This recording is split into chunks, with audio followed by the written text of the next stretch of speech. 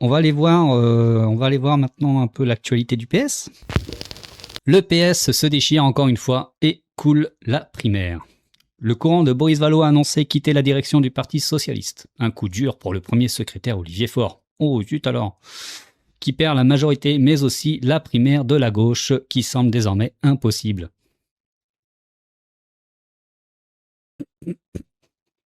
De toute façon, c'était déjà mort d'avance. C'était déjà mort d'avance. Là, ils savent que c'est la mort pour les présidentielles, apparemment. Bah, j'espère, ouais, qu'ils le savent. Quand même que ça se voit qu'ils ont une politique de droite. J'espère que leur trahison, pour ceux qui pensaient qu'ils étaient de gauche, se voit. Je pense qu'à force de se prendre des farines dans des paquets de farine dans la tronche, peut-être qu'ils vont comprendre qu'on veut plus d'eux, quoi. Je sais pas. Bon, bref. Ce serait bien qu'ils soient réalistes un peu. Bref. Allez. La crise, c'est quand on va droit dans le mur et qu'on reste sur le siège passager en attendant l'impact. Expliqué. En milieu de semaine, l'entourage de Boris Vallaud, patron des députés socialistes. 2 jours plus tard, le député des Landes décidait de sauter du véhicule socialiste. Vendredi soir, celui qui avait permis à Olivier Faure de former une majorité pour obtenir la direction du parti l'a lâché en rase campagne. Et il a fait d'une pierre deux coups.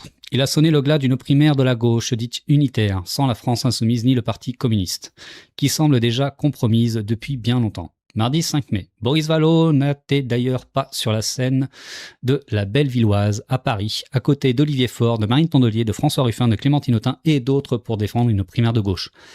Bah, je pense que sur ce coup-là, il a été plutôt malin de pas y être. Parce que alors franchement, on va pas trop revenir là-dessus, mais ce meeting. Depuis des mois, par médias, bureaux nationaux et événements publics interposés, les deux hommes défendaient des lignes opposées.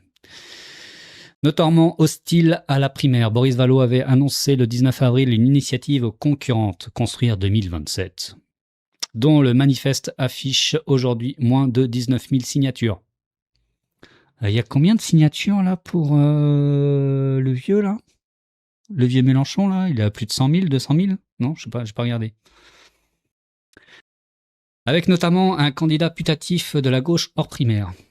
265 000, waouh. Il les éclate.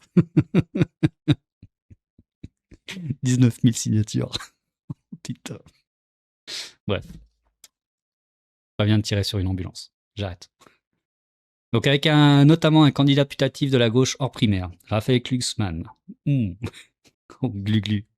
Moi je vous dis, je l'ai déjà dit sur d'autres streams, moi j'ai un kink avec Glu-glu. Je vous avoue. J'espère que Glu-glu va y aller en 2027. Parce qu'il me fait très rigoler, en fait. Donc j'ai envie de le voir, en fait.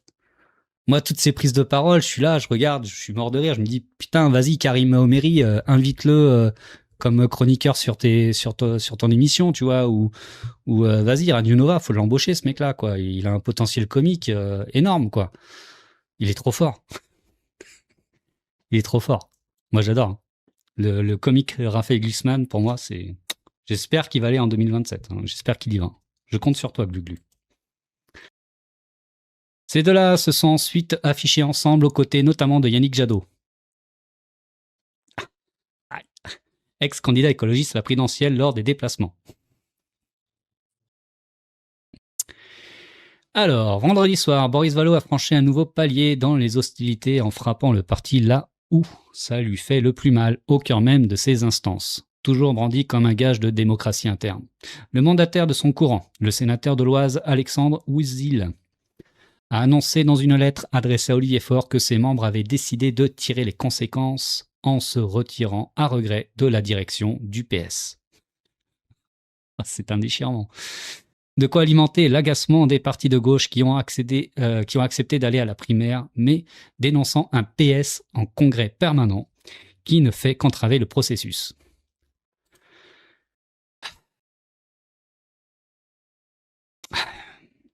Le plus souvent désormais, tu décides seul. le plus souvent en dehors des instances, de plus en plus rarement réunies, accuse le texte, qui ne dénombre que 2 conseils nationaux en 10 mois, contre 4 en un an, contre 4 par an prévus par les statuts, tandis que le nombre de courants assure qu'aucun bureau national n'a été réuni depuis 2 semaines et que les militantes et militants ont même évoqué la possibilité de saisir la justice administrative sans toutefois sauter le pas. Mais là, en fait, là, vu comment ça se passe, il y aura des candidatures peut-être dissidentes du PS. Peut-être Boris Vallaud, peut-être je ne sais qui. Mais en fait, l'étiquette PS, je la vois pas aller en 2027. Là, vu comment ça se passe, à mon avis, ils ne vont pas avoir autre choix que de se mettre derrière peut-être une primaire de gauche, machin, peut-être Glucksmann. Mais je sens qu'ils vont faire comme pour les élections européennes, ils vont pas y aller tout seuls, quoi. Ils ont pas réglé ils ont pas réglé les égos. Il y a pas quelqu'un qui s'est imposé dans le parti, qui a dit bon bah maintenant c'est tout le monde derrière moi. Donc là, à un an des élections, pour moi c'est mort. Lorsqu'on fait le choix d'Olivier Faure, on s'est promis collectivement qu'on mettait le parti en ordre de bataille pour l'élection présidentielle. On voulait que les militantes et militants votent avant l'été sur un calendrier et une méthodologie. Soit la primaire, ce que propose Olivier Faure, soit ce que nous proposons avec Construire 2027, un candidat. Ben oui, mais là c'est mort en fait. Enfin, je vois pas, sauf si retournement de situation en quelques semaines. Là, le fait que tout le monde se barre, ceux qui restent, ils veulent tous y aller, du coup. On verra. Mais les votes sont refusés ou ajournés. Les bureaux ne sont plus réunis. Le fait majoritaire est un peu l'âme des socialistes, mais la direction le nie. Donc, c'était intenable pour nous, explique à Mediapart Alexandre Wizil. Lourde responsabilité. Laurent Baumel, député d'Indre-et-Loire, est l'un des socialistes chargés de discuter avec les parlementaires du PS au sein de la primaire. Avec les partenaires, pardon, pas les parlementaires. Avec les partenaires du PS au sein de la primaire. Récuse ces accusations en bloc. Boris Vallaud peut démissionner. Il peut agiter plein de choses. Mais pour le moment, son talon d'Achille, c'est qu'il ne propose pas une alternative opérationnelle qui serait acceptée par nos partenaires, lâche-t-il. La primaire a des défauts, mais elle a le mérite d'être sur la table et d'être acceptée par des gens qui peuvent effectivement être candidats. Avec ceux qu'il faut résoudre, c'est avec eux qu'il faut résoudre le problème.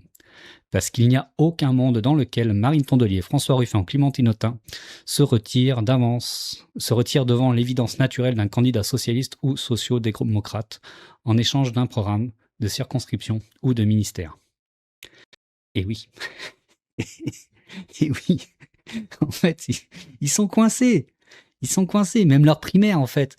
La primaire, là, s'ils font vraiment leur primaire avec les écolos, Ruffin, tout ça, ça va faire comme le PS. À l'époque, donc à l'époque Hollande. Non, oui, non, c'était pas. Non, à l'époque, le PS 2017, du coup. C'est ça, c'était 2017, là où il y avait Hamon. Je suis un peu perdu. Ouais, c'était ça, 2017. Ils vont faire leur primaire. Celui qui va gagner la primaire ne va pas faire consensus. Donc les autres, ils vont dire, ouais, bah en fait, moi, je vais y aller tout seul. Ou je vais aller chez les autres. Comme a fait Valls et compagnie. Donc le mec, la personne qui gagnera cette primaire-là, en fait, elle n'aura pas de base derrière. Parce que tout le monde va se barrer, parce que tout le monde veut y aller tout seul. Non mais c'est... Ruffin, c'est évident que Ruffin, il veut y aller tout seul. Après, Ruffin, il a une problématique, c'est qu'il n'a pas de... Il a pas de parti, il a pas de militant, il a rien. Tondelier, bon, ils ont quelques militants.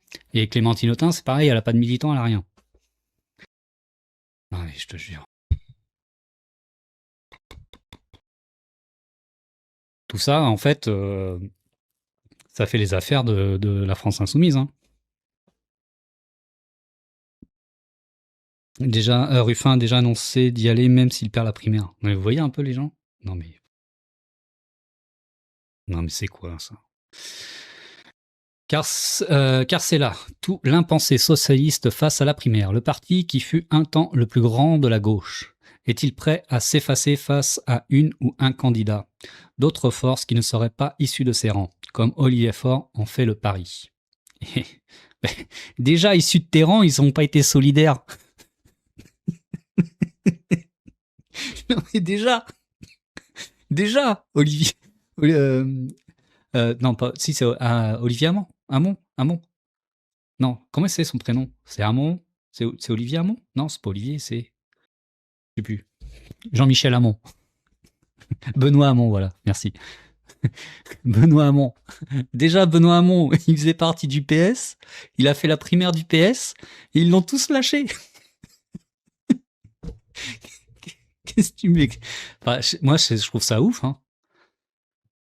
C'est quoi ces stratèges? C'est quoi ces gens qui ont fait Polytechnique, l'ENA ou je ne sais quoi, là? C'est ouf, quoi. Bref. Pour le politiste Rémi Lefebvre, ce retrait scelle la fin de la primaire et la fin, surtout, du déni socialiste, puisqu'il prouve qu'Olivier Faure n'a pas réussi à convaincre. Alors même que les candidats putatifs François Hollande caressent l'idée de se représenter, ou déclarés comme Jérôme Gage au sein de son parti sont déjà légion. Oh la vache, putain. C'est incroyable, franchement. Son problème depuis le début, c'est qu'il est le premier secrétaire d'un parti, mais qu'il prône la non-centralité de sa propre organisation face à des adhérents qui ont la nostalgie de l'hégémonie passée. Il est authentiquement unitaire, mais beaucoup des socialistes considèrent que Marine Tondelier n'a pas vocation à être la candidate unique de la gauche ou que François Ruffin ou Clémentine Autain sont trop à gauche pour le PS.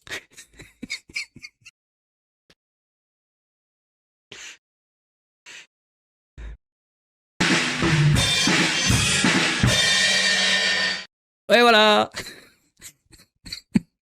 C'était important de revoir un peu l'histoire du Parti socialiste. Ça illustre mieux comment ces gens-là peuvent penser que Ruffin ou Autain sont trop à gauche. Pardon, mais c'est un sketch. Hein. Car le centre de gravité de la gauche devrait être plus au centre, analyse Rémi Lefebvre. Putain, les mecs, quoi. Comment ils peuvent être aussi claqués, quoi? C'est ouf, quoi. Je trouve ça fou, moi, ces gens-là qui vivent dans leur bulle, quoi. Bref. Pour Luc Carvounas, maire socialiste d'Alfortville, Val-de-Marne, et lui-même candidat concurrent d'Olivier Faure lors du dernier congrès. Le PS pâtit de cette image d'un parti qui se fracture alors que les gens de gauche attendent non seulement un parti socialiste soudé, mais aussi une gauche soudée. Non, enfin, nous, on n'attend rien du tout du Parti socialiste. Hein. Enfin, franchement, j'attends rien du tout. Juste lâchez-nous. C'est tout ce que j'attends du Parti socialiste, c'est lâchez-nous à gauche. Lâchez-nous. Plus on se divise entre nous, plus cela se retrouve dans l'opinion publique, dans les manifestations où nous sommes vilipendés, insultés, comme il y a maintenant 9 ans, au début de l'après François Hollande, alors qu'on avait remonté la pente, déplore-t-il, plaidant lui aussi pour que les militantes et militants votent fin juin pour une contre-primaire. T'as pas compris pourquoi vous étiez vilipendé et insulté? Vous avez pas compris en fait. C'est fou, hein. Pour Laurent Baumel, il faut plutôt recentrer le débat. Le problème fondamental, c'est l'élection présidentielle de 2027. Pour le moment, la gauche n'est pas au deuxième tour et la gauche non mélenchoniste n'est pas devant Mélenchon. Si, la gauche peut être au deuxième tour. Je pense que c'est tout à fait jouable. Hein. Ceux qui vont se tromper dans la stratégie portent une lourde responsabilité puisqu'ils engagent la gauche dans un chemin où, à la fin, le Rassemblement national au pouvoir ou de nouveaux macronistes. Bah ça, c'est de votre fait, le PS. Hein. Merci Sarah Bayada pour l'article. C'est croustillant.